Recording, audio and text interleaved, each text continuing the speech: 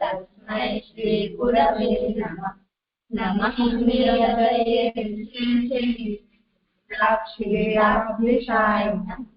लक्ष्मी सहस्रलीलाभिः सेव्यमानं कलानिधिम् चतुर्भिश्च त्रिभिश्चता सर्वविराजते योऽसौ पञ्चनादये नमः। जन्माष्टमी बधाई। जूरी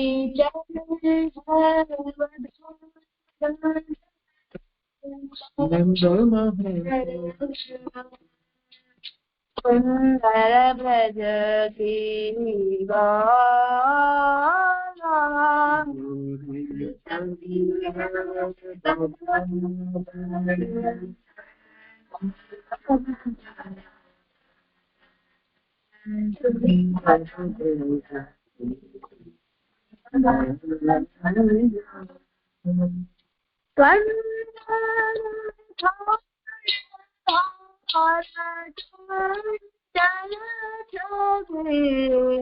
सहिना बरत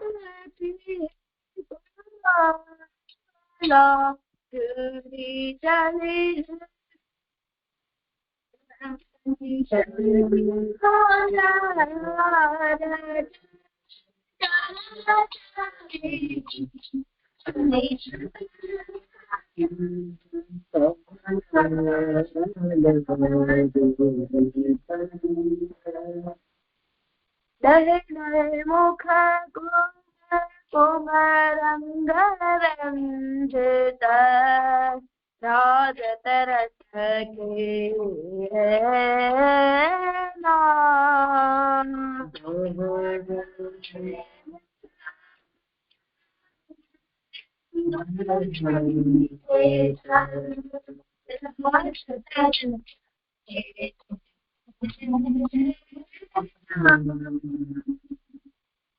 कंजन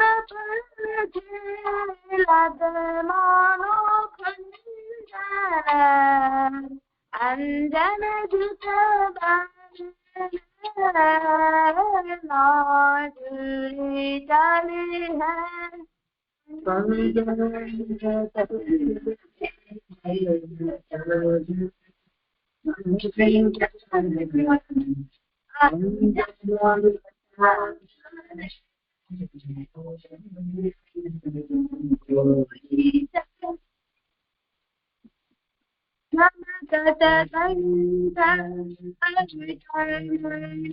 कुंडल प्रेम रंग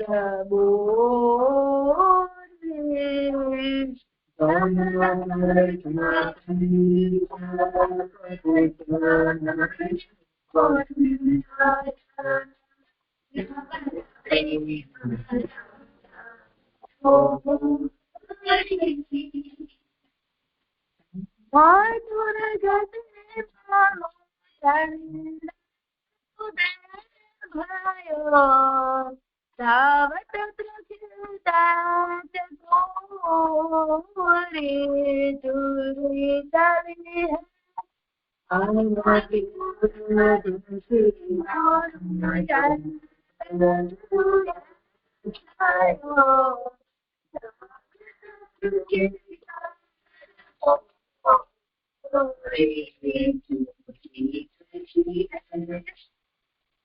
खज खज भरत सुमन सनक उपमा कहाँ बखानो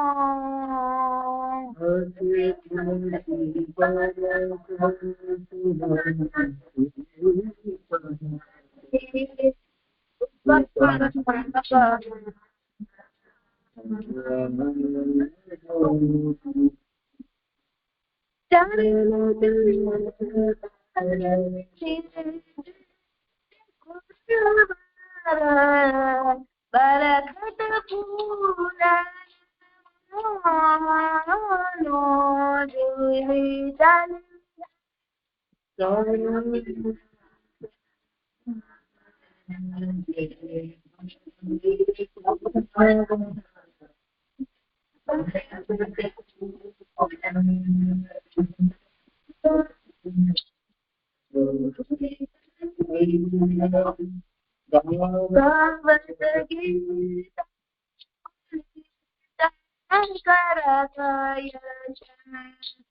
Jasumate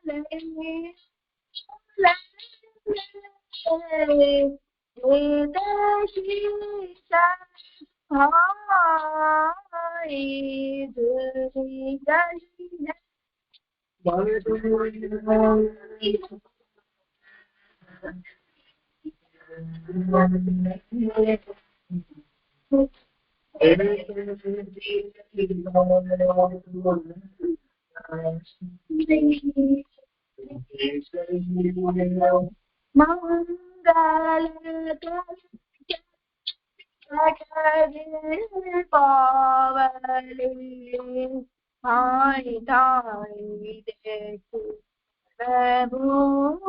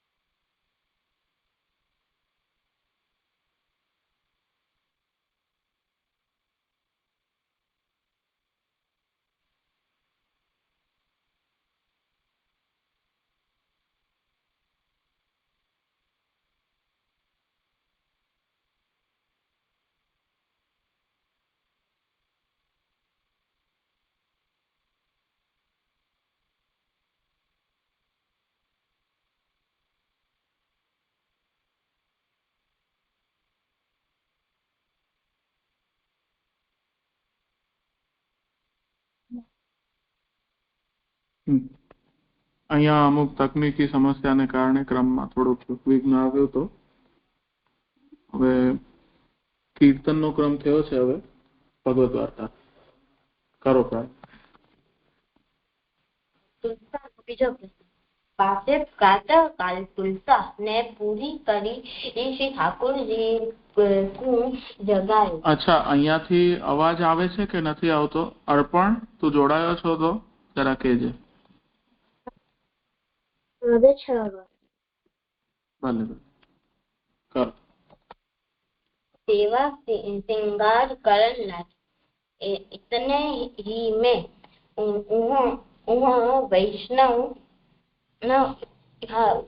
वैष्णव सवारे नहाए के श्री ठाकुर जी की सेवा तो पहुंची तुलसा के घर आयो. तब तुलसा भोग समर्पी के बाहर आई. तब वहाँ वैष्णव सो जय श्री कृष्ण कियो और तुलसा ने कहो, जो उठो स्नान करो भगवत स्मरण स्मरण करो. तब वह वैष्णव ने कही, मैं स्नान करी अपरस ही मैं आयो हूँ तथा कहूँ वार्ता में यहूं है जो. હવે આ કોષ્ટકમાં છે એટલે કોઈક જગ્યાએ બીજી કોઈક પુસ્તકમાં કંઈક અલગ પાઠ મળ્યો છે એ આમાં લખ્યું છે કે તથા કહું વાર્તા में यहू है जो સ્નાન કરી તિલક મુદ્રા કરી ભગવત સ્મરણ કિયો. કેમ કે શું છે કે આ પુસ્તક કોઈક પુસ્તકમાંથી જોઈને લખાયું હોય ને તો એવી બે ત્રણ અલગ અલગ જાતની પુસ્તક મળી હોય તો જેમાં અલગ અલગ લખ્યું હોય તો કોઈક અલગ વસ્તુ મળી છે એટલે એ અહીંયા કોષ્ટકમાં રાખી છે. समय भय तुलसा ने राजभोग सरायो, आरती करी, वैष्णव ने दर्शन कियो. पाछे तुलसा श्री ठाकुर जी को अनुसर करी बाहर आई और वह वैष्णव को प्रसाद की पातर धरी. पाछे पूरी तामे पूरी बूढ़ा दही थड़ा संधानो धर्यो और कहो, जो प्रसाद लेऊ. तब वह वैष्णव ने कही, जो यह नहीं लेऊंगो सखरी प्रसाद धरो लेऊंगो. तब तुलसा ने कहो, कछु संकोच मत करो, यह तो ज्ञाति को व्यवहार है. तब वैष्णव ने कहो, जो सो तो साच पहले तो जो सो तो साच આપણે એમ કહીએ ને કે એ તો સાચી વાત છે. હા એમ જો सो तो साच. पहले तो मेरे मन में ऐसी ही परी, अब तो ऐसी ही પેલા તો મારા મનમાં એવું હતું એમ એવું કહીએ ને આપણે તો पहले तो मेरे मन में ऐसी ही परी अब तो आज्ञा गई है, ताते अब तो सखरी प्रसाद ले तब महाप्रसाद सखरी महाप्रसाद ले. तब तुलसा ने सखरी अनसखरी दो धरी. वैष्णव के आगे पाछे वा वैष्णव के आगे पाछे वा वैष्णव ने सखरी प्रसाद लियो. प्रसाद ले वह वैष्णव अपने घर गयो. तब तुलसा मन में बहुत प्रसन्न भई.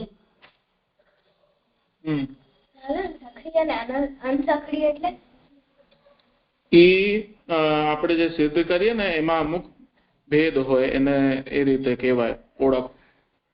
એટલે કોઈ ઘીમાં વસ્તુ બનાવી હોય તો સખડીમાં નમક ન હોય એની અંદર તો એવી રીતે એનો ભેદ કહેવાય.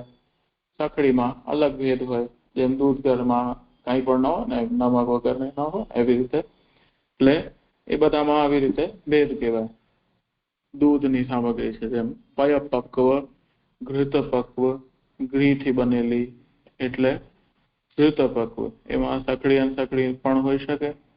પયપક્વ એટલે દૂધથી બનેલી અથવા દૂધના સંબંધિત, એમાં પયપક્વ એને કે. શાસ્ત્રમાં આવી રીતે આપે છે વર્ડ. આપણામાં સખડી અને સખડી દૂધ ગરેને સમજવા માટે, સર્વ સામાન્ય માટે. એની વિશેષ જાણકારી હજી થોડા સમય પછી તમે સમજી જશો. શીખ મળે કે આપણા જે વૈષ્ણવ આવે એને આપણે ઠાકોરજીનું નામ લેવડાવવું જોઈએ પહેલા. એટલે આપણે એના ઠાકોરજી અને બીજી વાત ના કરવી જોઈએ, એટલે ઠાકોરજીની જ વાત કરવી જોઈએ. ભગવત સ્મરણ કરવું જોઈએ.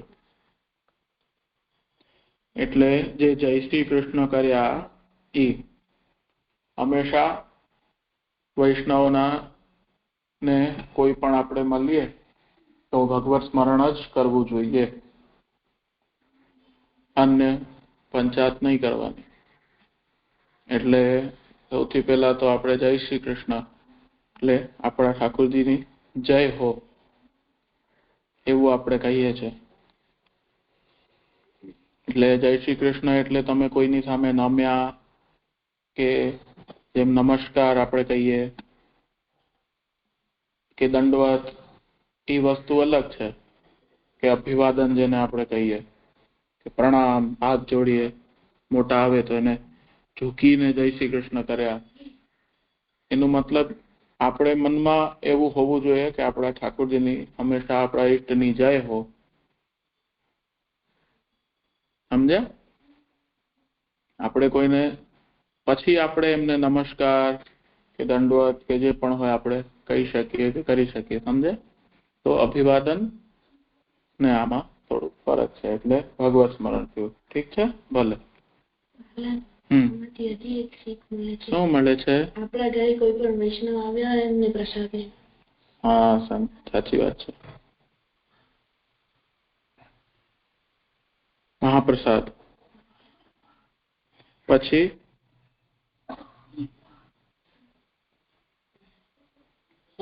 યથા શક્તિ મહાપ્રસાદ લેવડાવવો જોઈએ.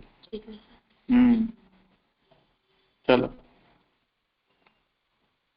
ઠાકોર એટલે માલિક, આપણે સેવક છીએ. આપણે આપણાથી મોટા એટલે આપણાથી મોટા હોય એને આપણે એટલે આપણે એમનું સન્માન કરવું છે.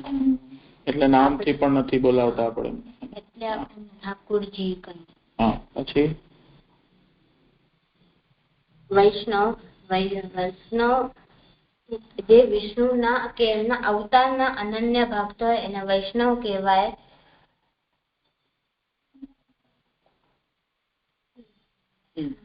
ભગવત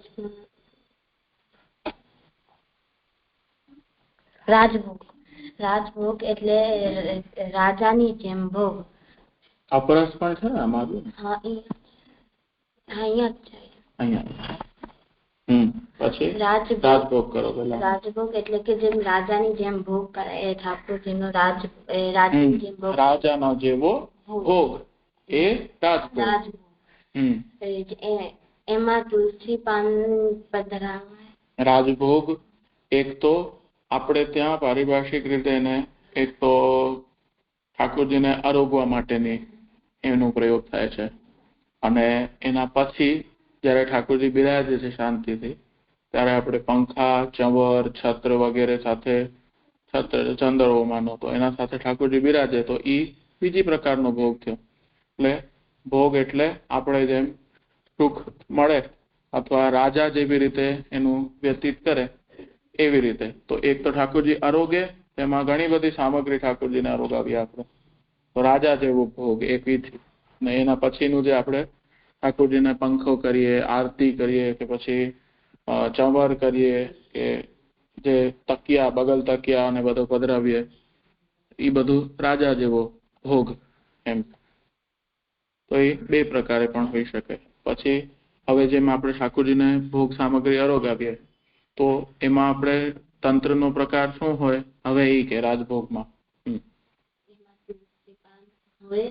બપોરનો મેઇન ભોગ હોય, મુખ્ય ભોગ હોય છે. પછી એમાં આપણે તુલસી પધરાવતા સમય શું બોલવું છે? સંબંધ મંત્ર તો આપણે ઠાકોરજીને શ્રી ચરણમાં તુલસીજી સમર્પિત ત્યારે બોલવું છે. તુલસી પધરાવતા સમય ગદ્ય મંત્ર બોલીએ. એ તમને સમયસર બધી સમજાઈ જશે. હમણાંથી ઉતાવળ કરવાની જરૂર નથી અને જાણવાની. ઠીક છે. કેમ કે આપણે માર્ગની વાર્તા ગોપ્ય રાખવી જોઈએ.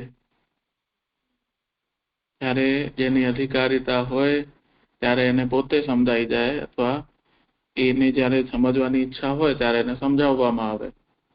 જો બધાને આપણે કહી દઈએ તો પછી ગોપ્ય ન રહ્યું ને. તો માર્ગ કી વાર્તા કહું છું ભાગની નહીં, એટલે બોલવી નહીં એમ. દામોદરદાસજીની વાર્તામાં આવ્યું હતું ને, બસ એ જ વાત.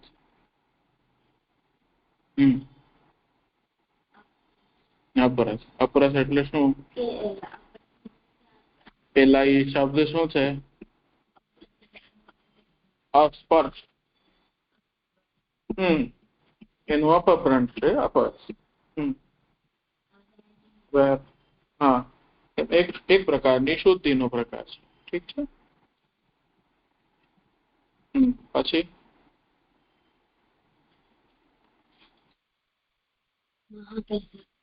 મહાપ્રસાદ.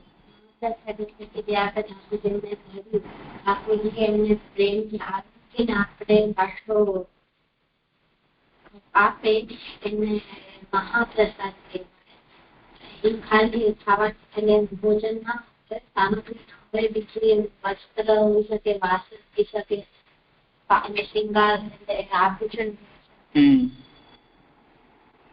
સુંદર થઈ ગયું. આપણે ક્યારે વેચાય. સુંદર, સાચી વાત છે. વેચે એને શું થાય? પાપ લાગે. કેતો હતો ને સખડી અનસખડી એટલે શું? હવે સખડી એટલે જેમાં નમક અને જલ અને આંચ એનો પ્રયોગ હોય ને, એમાં એ સખડી થઈ જાય. અને બીજું જેમાં જલ નમકનો જેવી રીતે જેમાં ઉપયોગ ઓછો હોય ન હોય એને અનસખડી કહે છે. જેમ થોર છે એમાં એવી રીતે એને અનસખડી કહેવાય છે, જેમાં નમકનો ઉપયોગ નથી આવતો. નમક પાણી ભેગું થઈ જાય અને આંચ તો સખડી થઈ જાય. અનસખડીમાં નમકનો અને જલનો ભેગો ઉપયોગ ન હોય અને પયપક એટલે દૂધમાં બનેલી વસ્તુ.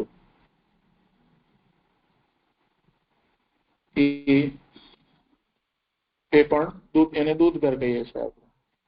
એમાં ઘણું બધું અમુક વસ્તુ મિશ્રણ કરી દઈએ તો એ પણ અનસખડી કે સખડીની કેટેગરીમાં આવી શકે. સમજાયું? ભલે.